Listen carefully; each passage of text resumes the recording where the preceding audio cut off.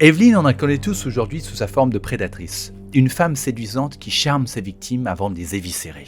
Mais elle n'a pas toujours été comme ça, bien évidemment. À la base, c'était un démon tout de même, pas un mannequin d'Instagram. Et au début de son existence, ce démon n'avait pas vraiment de forme. C'était juste un blob sans but, qui existait à peine, totalement engourdi et insensible au monde qui l'entourait. Mais tout ça a changé pendant les guerres runiques. Runeterra était plongé dans le chaos et la destruction, et le blob a commencé à ressentir toute la souffrance et l'agonie du monde, et ça lui a apporté une satisfaction et un plaisir sans limite. Avec le temps, il a muté, s'est transformé pour devenir un véritable démon, un parasite capable de dévorer les émotions humaines et qui se régalait de la souffrance physique.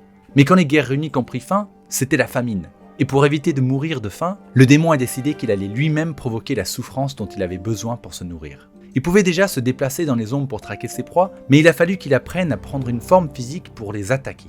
Au début, ses corps étaient horribles, hideux, et faisaient fuir ses potentielles victimes. Et il a compris que sa chasse serait bien plus simple s'il prenait une forme, disons, attirante, pour être poli. C'est alors qu'est née Evelyn.